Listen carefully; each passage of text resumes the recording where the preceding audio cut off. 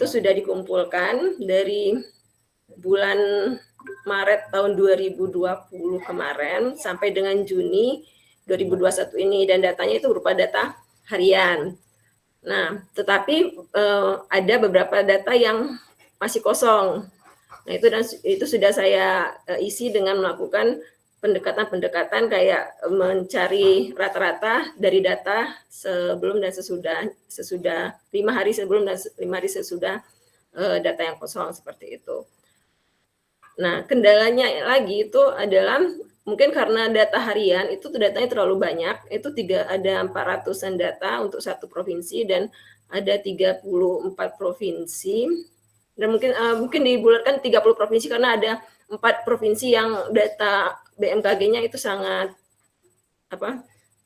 banyak yang kosong. Jadi yang dilibatkan 30 provinsi. Jadi seperti ini Pak datanya.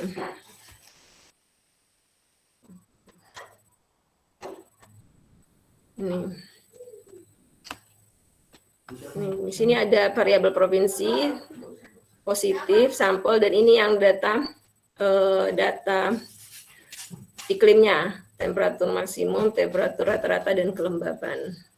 Nah, di sini ada 11.000 baris data yang saya coba analisis ke GWR4 untuk memperoleh bandwidth awalnya. Itu ternyata GWR4 tidak bisa merunning data tersebut. Nah, kemudian kemarin juga sempat diskusi dengan Prof. Dedi juga. Prof. Dedi menyarankan untuk menggunakan data Pulau Jawa dan Pulau Bali Pulau Jawa dan Bali saja. Jadi ada 7 provinsi. Nah, setelah di running juga ternyata GWR juga belum bisa menjalankan menghasilkan outputnya. Nah, kemudian saya mencoba untuk jangan data per hari gitu, saya mikirnya saya coba ke data weekly per mingguan. Nah, data per minggu ternyata ya alhamdulillahnya bisa di running untuk GWR4-nya gitu Pak. Nah, kemudian baik untuk 30 provinsi maupun 7 provinsi di Jawa dan Bali saja. Nah, kemudian yang menjadi masalah lagi itu adalah sampelnya. Nah, yang untuk Jawa dan Bali itu sampel yang spesimen yang diperiksa itu bisa saya kumpulkan dari situs resminya, itu di DKI Jakarta, itu dari situs resminya dia menampilkan publikasi data harian. Nah, sedangkan untuk 6 provinsi lainnya itu saya mengambil dari IG resmi dari COVID-nya. Jadi di input satu-satu, tetapi masih ada juga beberapa data yang kosong seperti itu. Nah, jadi untuk sementara saya menyimpulkan mungkin untuk kemarin juga Prof. Dedi itu memberikan saran untuk melakukan pendekatan pada spesimen yang diperiksa pada provinsi yang tidak memiliki publikasi data harian, sehingga diperolehlah data yang 30 provinsi ini.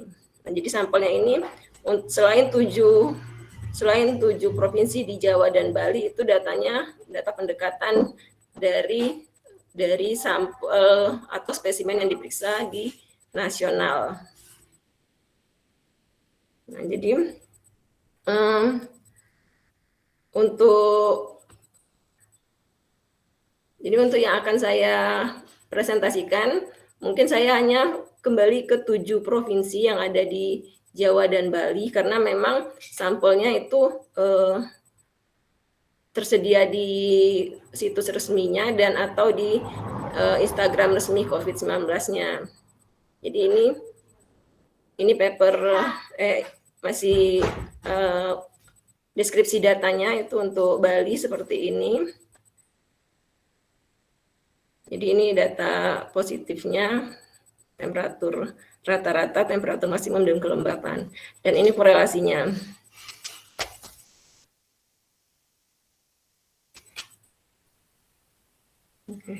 Nah, ternyata juga dibandingkan dengan data harian, data mingguan itu ternyata korelasinya sedikit meningkat gitu, Pak. Ya, ini gitu. Tapi yang cukup signifikan itu memang korelasi dengan kelembaban. Ini di Bali, ini data Banten. Banten kecil kalau Banten memang. Ini Jogja. Kemudian DKI. Ini DKI. Jawa Barat. Jawa Barat dan kemudian Jatim. Nah, itu untuk deskripsi datanya. Sementara untuk yang model GWT-CLR-nya atau estimasi parameter berdasarkan GWT-CLR-nya itu belum saya running. Jadi masih deskripsi data aja untuk paper conference. Kemudian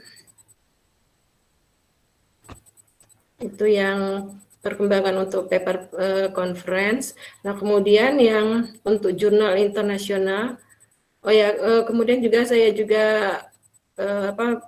sudah mendiskusikan dengan Prof. Dedi untuk hanya presentasi saja di ICSNTR, sedangkan untuk publikasinya nanti dicoba untuk ke jurnal, seperti masukan dari Pak Gun kemarin.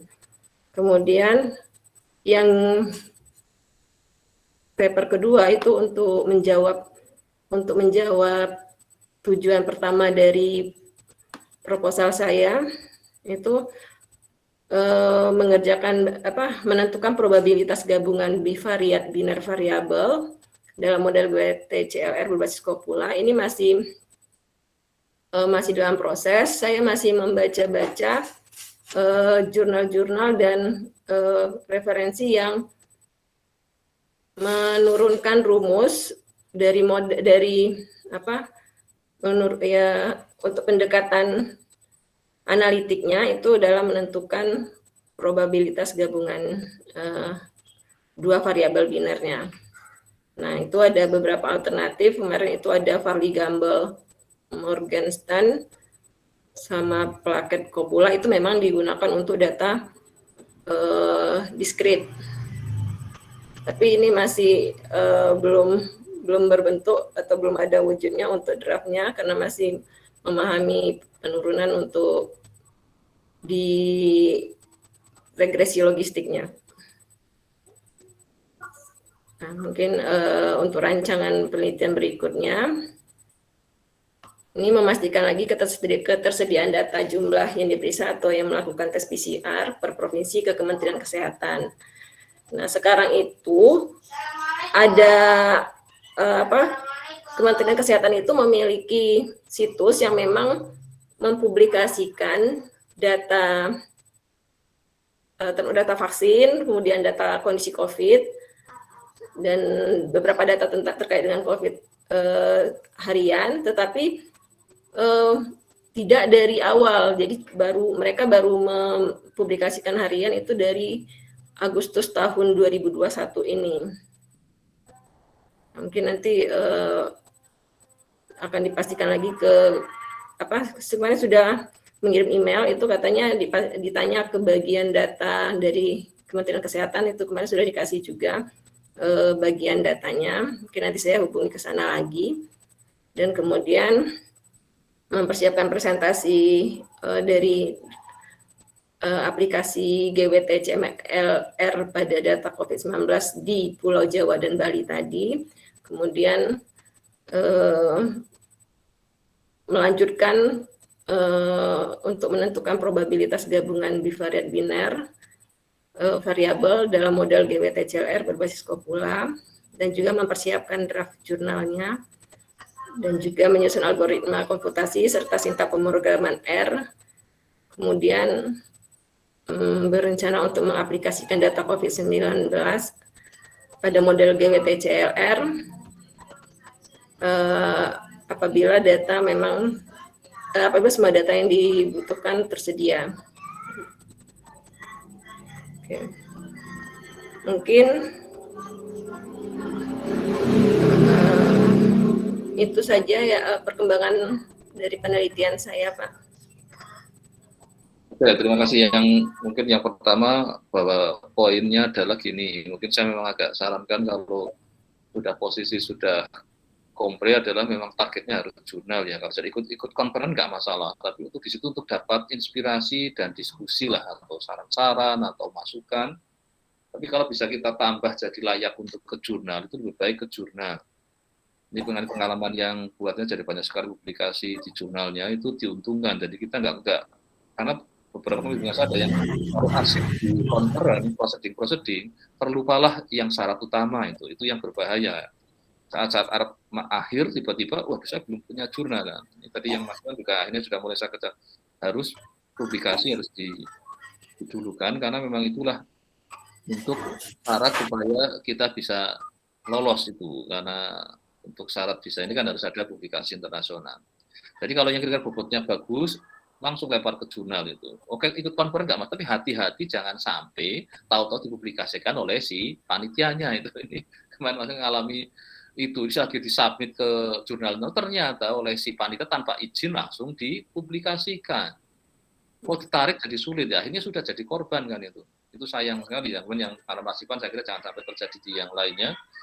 Jadi gara-gara ngirim full paper, ternyata panitianya tanpa izin langsung mempublikasikan. Ini hati-hatinya itu. Ada yang panitia minta syarat full paper, karena dia ingin bangga punya terbit proceeding itu. Tapi tanpa review, tanpa apa, langsung diterbitkan. Itu yang memang nggak mengenakan itu. Saya juga pernah ngalamin itu belum selesai aja, tanpa tahu-tahu terbit itu. Kan ya repot kan itu. Jadi mereka kayaknya nggak pakai review sama sekali, itu langsung dipublikasikan itu. Nah ini yang saya harapkan hati-hati dengan panitia seminar yang kadang tanpa standar etika yang baik, harusnya kan ada ini komunikasi itu di review, terus ini kan baru ada publikasi. Juga minta izin ini mau ikut proceeding apa enggak itu. Itu tanpa izin langsung memaksakan langsung terbit.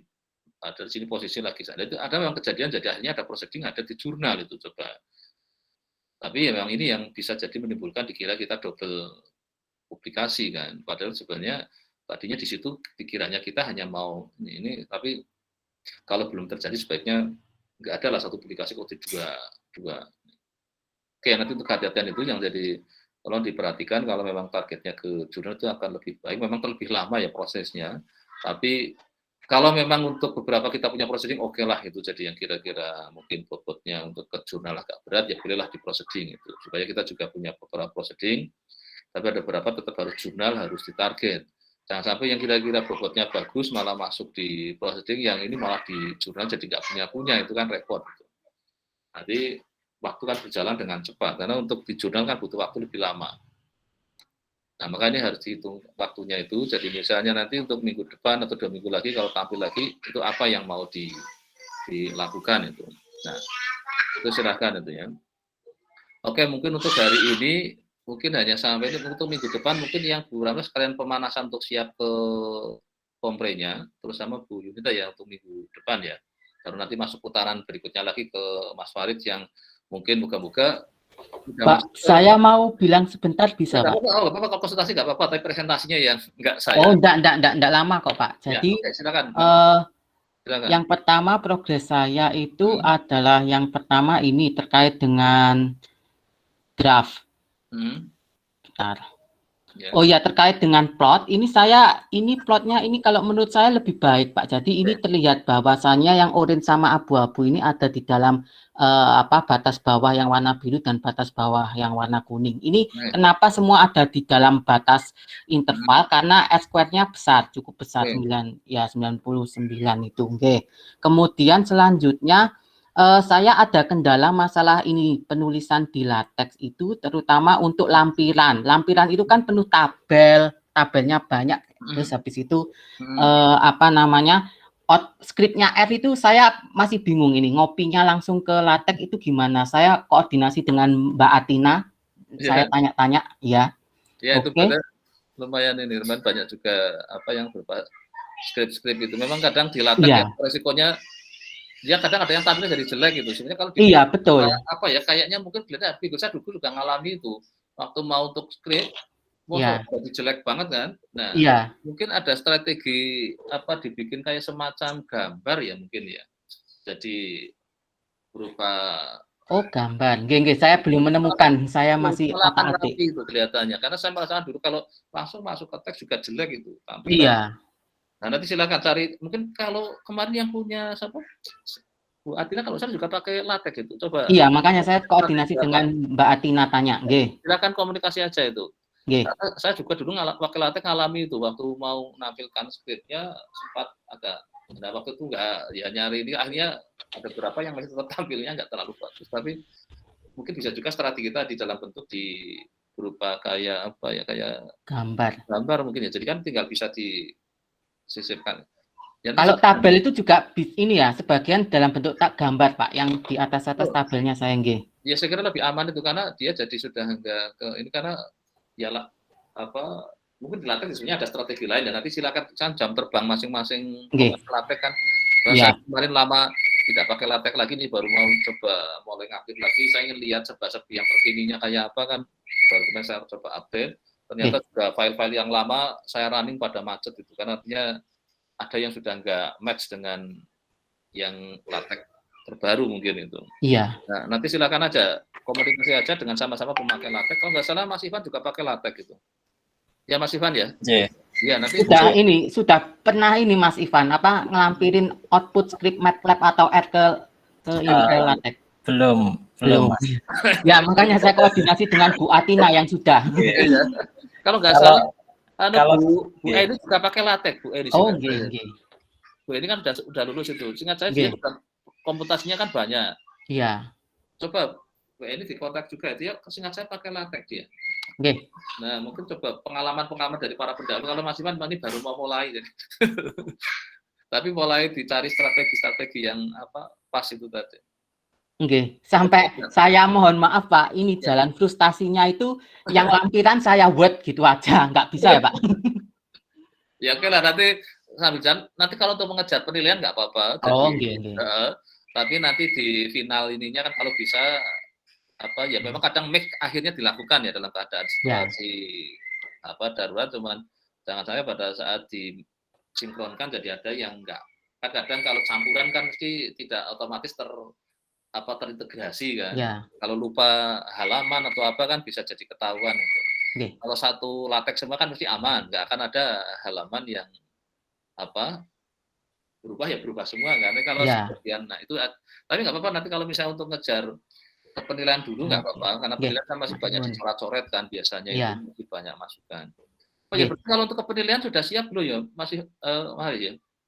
Kira-kira. Ini ngedit bab 4-nya dikit. Lagi masih ini ya gara-gara. Ya, bab 4 yang studi empiris itu, yang interval tadi. Kemudian saya ini Pak minta tanda tangan sudah di Dropbox ini file ini terkait Monef, ini. Oke ya, nanti silakan ditaruh di Dropbox. Sampun, kasih folder Monef itu. Monef ini nanti saya tanda tangan di situ. Oh, saya di luar sudah, Di luarnya. Iya, udah, Portofolio Monef. Iya, betul, Oke, saya tanda tangan ini sekarang aja sekalian. Sudah itu aja Pak perkembangan saya Pak. Untuk masalah TOEFL itu saya sudah tanya Pak Sukir, jadi pakai TOEFL yang dulu waktu pendaftaran nggak apa-apa, jadi nggak perlu tes lagi. Iya. Ya, kalau asal bisa memang benar memenuhi ya nggak apa-apa. Sudah. Oke, silakan. Berarti ini ngejar urusan ini kan, berarti ketiknya. Ya, penilaian aja, Oke. Tanda tangannya di mana tadi? Di depan apa? Di halaman 12. Oh, di belakang. Ya.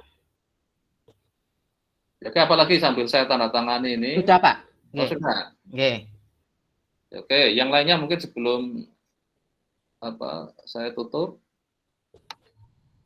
Jadi minggu depan mungkin Bu Rahmalia sekarang untuk persiapan Monef-nya mungkin ada nanti masukan dari moga-moga jadwal Monef belum keluar duluan. Saya kira belum lah mungkinan karena saya targetkan di pas periode UTS jadi yang gampang nyari pengujinya itu. Jadi nanti minggu depan siap Bu Rahmalia sama Bu Yunita ya ditampilkan apa yang sudah oke, ini kita sudah cukup ya. Oke. Oke, kalau sudah nggak ada, kita akhiri. Terima kasih, sampai ketemu lagi nanti Senin depan.